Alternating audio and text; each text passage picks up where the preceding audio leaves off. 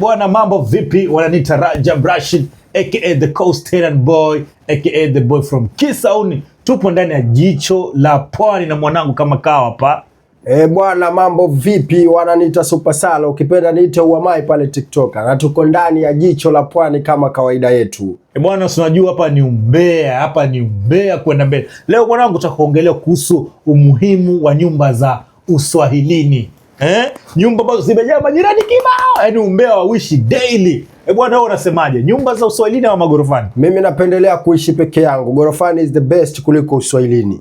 Mwanangu, unajua jisahau sana tangu chagua gorofani. Sio najisahau, unasimamia kwenye msimamo wake. Ukiishi peke yako, kitu cha kwanza kabisa unafurahi. Ni kwamba haupatani na kiumbe yoyote kwenye kudiscuss kwenye mambo yako. Au sio? Sasa huu ndio unajua kwamba kitu kimoja ndugu yangu. Unajua kiishi na majirani kuna umuhimu wake. Mwanzo kama ni bachelor. Ndio. Mtu ambaye upendi kupika. Ndio. Ujue kabisa jirani atatoka pale na pilau, biriani ama sima, akamwambia kijana wangu, haya sima hii hapa nimebakisha, au gorofani anakuleta atakuchakula nani? Gorofani raha ni kwamba deliver inapanda masaa 24. Pesa hizo unajua tumia. Ndio vizuri zaidi kutumia pesa, ndio maisha uhalisia hayo. Haya, umbea utautoa wapi umbea? Umbea hausaidii kwenye hii dunia. Utajua. Umbea hausaidii. Haya, tuseme umeoa.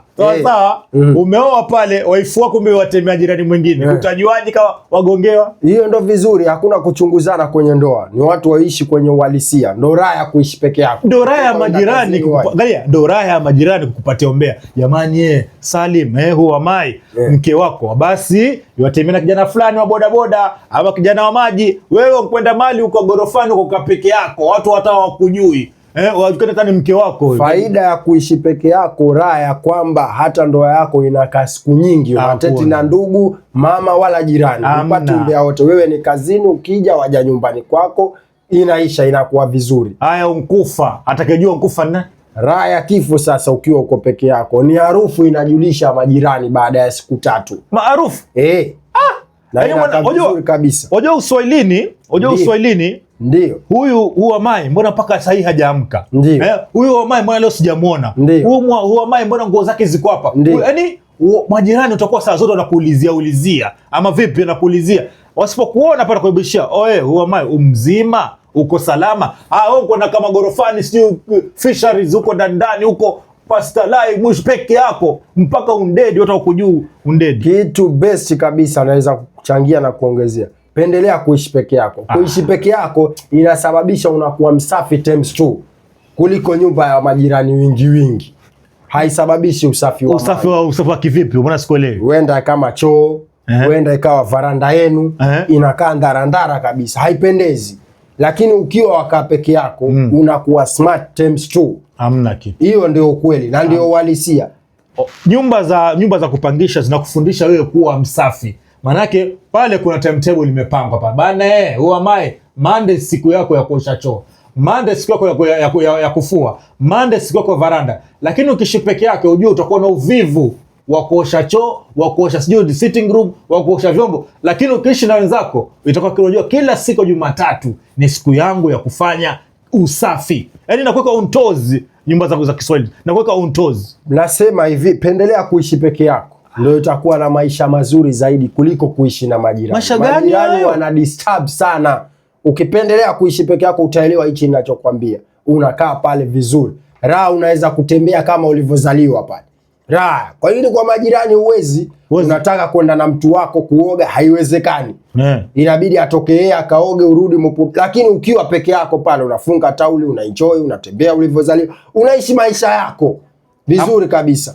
Kwani Uswahilini mtakwenda usiku watoto wamelala? Sasa mambo ya kwenda sana na usiku. Rafiki yangu, mambo ya kwenda sana na usiku ni ya nini? Tegi. So wamelala pale kwako mwenyewe, kama ni 1 bedroom, kama ni kibedi 6, unaamka na mtu wako, mnaoga pale, mnaonana, mnafanya kila kitu. Ajabu sasa ya Uswahilini inakuwa mambo ya kuchunguliana, amelala huyo mama Keradi. Hiyo haipendezi. Ndio maana tukasema ni ubora uishi peke yako kuliko kuishi na majirani wingi. Lakini unajua ukiishi na majirani kuna ule urafiki unakuwa pale. Ndio maana unaitwa ujirani. Sasa kuna urafiki pale, utapata kama ni watoto nakupenda ama vipi, kama chakula hujapika unaletewa, kama hujaoa mke unaambia bwana mke unataka msana fulani. Unaona kuna kitu kimoja nakwambia.